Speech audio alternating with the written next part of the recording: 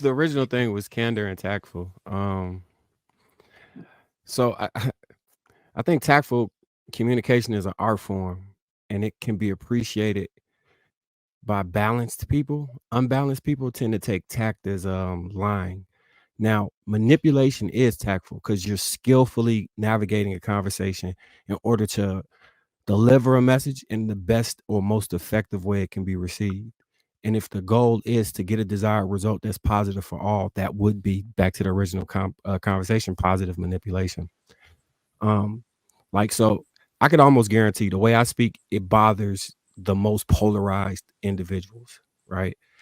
And the people that have a degree of balance understand that in order to have communication with someone else, you have to have some type of understanding of their perspective. And by addressing the perspective and some of their potential concerns or the issues that they have, you allow yourself to actually engage in conversation versus spewing rhetoric back and forth. Um, Polarization pushes the person that you want to come close to further away. So I think it's one of the most counterproductive things you can do.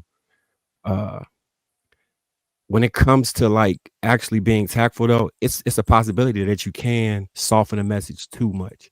But I kind of view that the same way I view like the statement of I'd rather be overdressed than underdressed, or a warrior in a garden than a gardener in a war, because it puts you in a space where you overcompensate for the issue instead of creating more of the issue.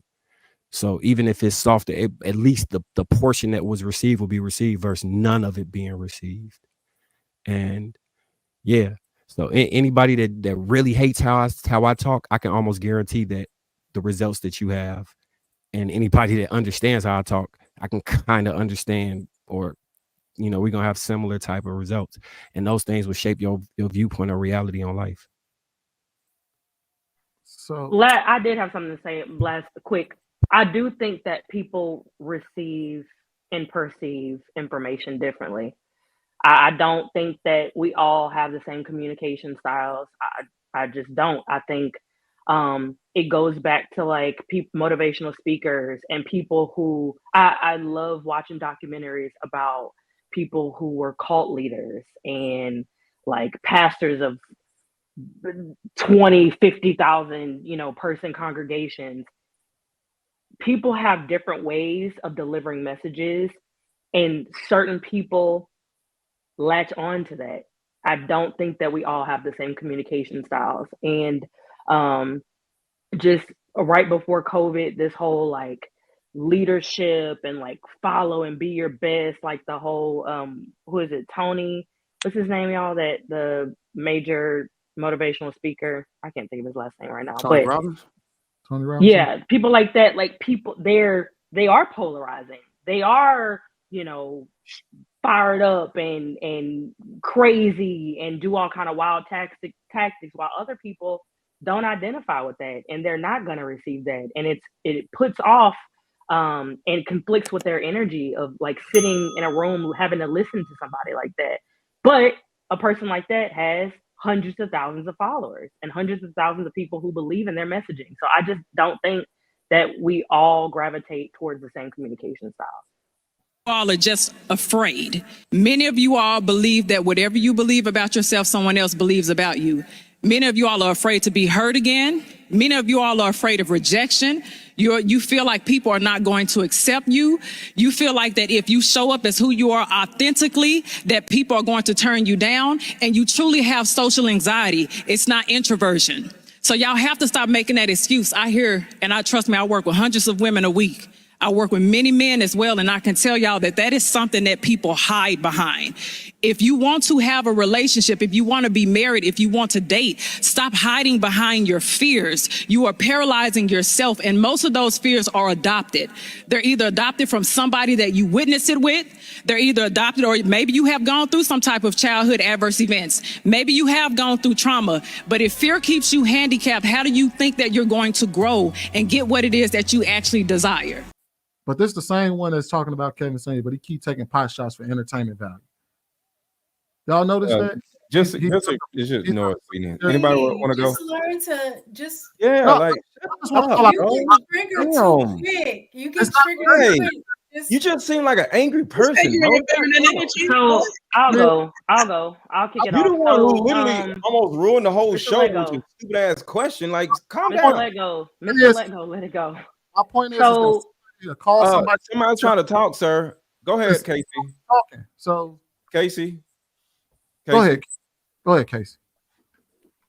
okay, so just talking about the video, I think she has a major point. I've literally known people personally who have seen other people's issues and traumas and like, oh no, I don't want to go date because of this and that. And I don't want to go date because they crazy out here. I want to go to, and it's like, how are you calling people crazy out here and you haven't been on a date in like 5 years? You haven't had a boyfriend in 8 years. Like that's, you haven't, if you got invited to something where you had to require bringing someone, you have like, you keep yourself like in bubble wrap in the house, you know? And I think that whole mindset is very popular in 2024. A lot of people are, I'm in my bag, I'm not worried about a relationship, or, you know, I'm good all by myself. Like, I'm not trying to be dealing with these people out here. And, you know, guys are always crazy. People are really keeping themselves like shielded and guarded from experiencing life and actually like feeling, embracing emotion, falling in love, being happy, feeling joy, feeling it. Yes, you might feel some sadness, you might feel some anger, you might feel some rejection, but if you're not feeling and going through all the emotions of life, like, are you even really alive?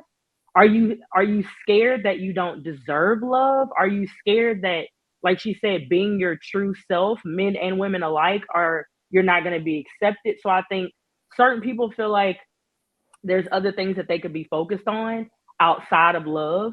And I'm not just talking about marriage, I'm just talking about dating. Like just getting out, enjoying a person that you find attractive and that you enjoy their space and enjoy spending time with them.